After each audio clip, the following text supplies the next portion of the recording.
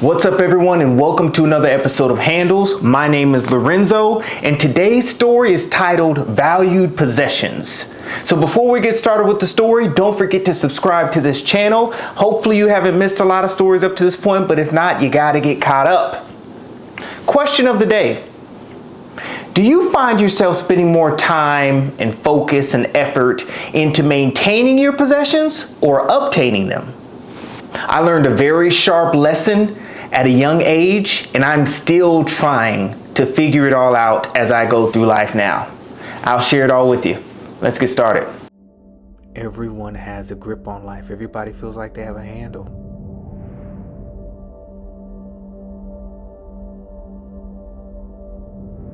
Afraid to share the mistakes. The stories are what connect us.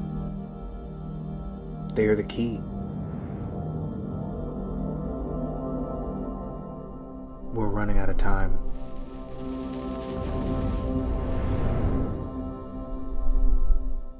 So I get a call from a friend of mine named Greg, and he wants to go out and just catch up and go to lunch. It's okay, cool. He comes to pick me up, and when I'm trying to get into the car, I notice there's like soda cans on the passenger seat, so I gotta move the damn soda cans out the way. I'm like, damn, Greg, I mean, you knew I was gonna get in the car, man. Did you plan on moving the soda cans? He's like, oh, my bad, man, my bad, bro. So I push him out on the floor, we pull off.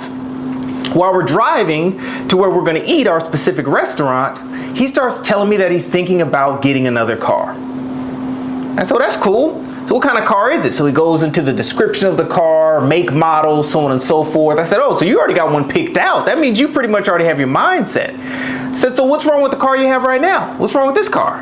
He said, there's nothing really wrong with it. It's just, just not feeling it anymore. I said, why not? This car is only like maybe a year and a half old, maybe 2 years. I remember when you first got this car, Greg, I was riding in the car with you, and you pretty much told me I couldn't even use the seatbelt because you wanted to keep everything nice and clean. Hell, now there's soda cans on the damn seat. Do you even take care of the car anymore? Like, why does it look like trash? He said, well, I've just been busy. I've been ripping and running, and I haven't had any time to really focus on the upkeep of the car. I said, all right, so what's going to be the difference between the current car that you have and the new car that you're gonna get?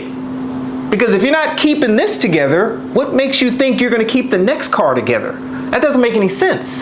He said, I don't know, but the next car looks a lot nicer. Well, hell, Greg, your car that you have right now could look nice if you cleaned it. Doesn't that make sense? And then it hit me. This is like a deja vu moment. I remember having this exact same conversation when I was younger, sitting in the back seat with my sister. My parents are driving, and we were trying to walk them through why we deserved a dog. I'm sure you've had the same conversation. Stop me if you've heard this.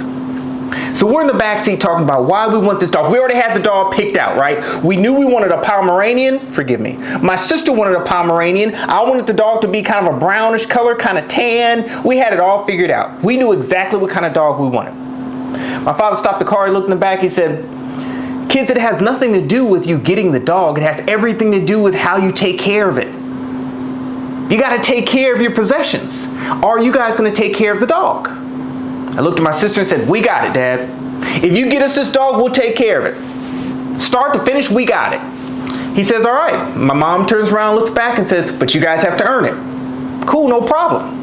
So those next 3-4 weeks to a month, we did nothing but tons of chores. We had the grades to go with it. We were just on it, top to bottom. You couldn't beat us. We were the best kids ever. We were taking care of our younger sister, and that's a whole nother story. But we were doing a little bit of everything just to get this dog. We even had a name for the dog, Binky. So we even knew what we were going to do with this dog when we got it. We did everything needed. The house looked spotless at all times. All the chores were done all the time. Everything was A's and B's. You name it, we did it. One day my father comes home. He's got a package with him. It's Binky. We are elated, excited. Me and my sister run over to the dog, start playing with him, this, that, and the other. My father says, hey, I want to remind you guys that it's going to be your responsibility to take care of the dog. If you decide you don't want to take care of the dog, your mother and I are going to take the dog back. Looked at my sister sweet and said, no problem, we're going to be all right. We know exactly what we're going to do. Those next 3-4 weeks to a month, we did everything for Binky. Walked her multiple times a day, cleaned up everything after her. She even slept with us at times. I mean, you name it, we were taking care of the dog start to finish. Somewhere in between there, we started to lack a little bit on our responsibilities. My parents called us downstairs one day. So my sister go running downstairs. My mother points at something in the corner. We look in the corner, and Binky did shit all over the place.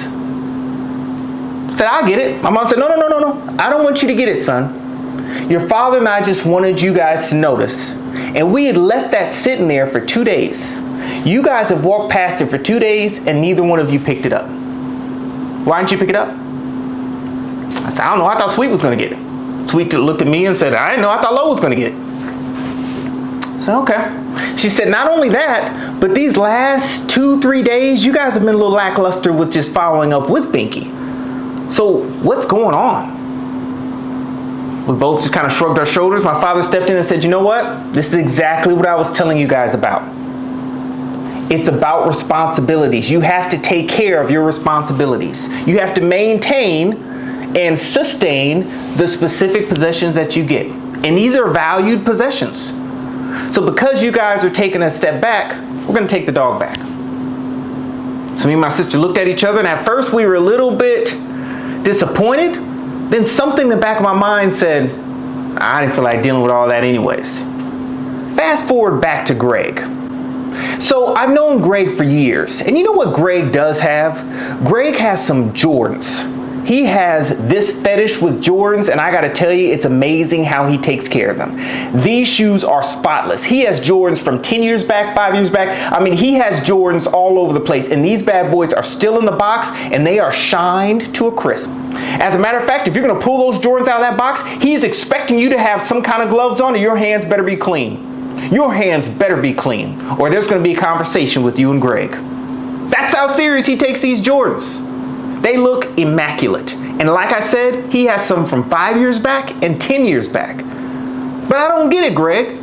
You can take care of these Jordans from 5 to 10 years back, but you've had a car that's not even a year and a half old, and it's got soda pop spots all over it. It looks like shit. Like, why can't you take care of all your possessions the same way? Why can't you value everything you have? All you have to do is maintain it. Why can't you do that, Greg? He's like, I don't know. But those are Jordans. I remember when you first met Sandy at work. She was the finest thing on the planet. Sat right next to you guys, passed each other in the hallway all the time. She was the best thing since sliced bread. Now when I ask you about Sandy, you're like, she's doing all right. She's cool, I guess. You wouldn't stop talking about her on the first conversation you guys had. Hell, I had to tell you I didn't care about what she had for breakfast. You wanted that job. Now it's not good enough. You wanted that position, now it doesn't have the same shine.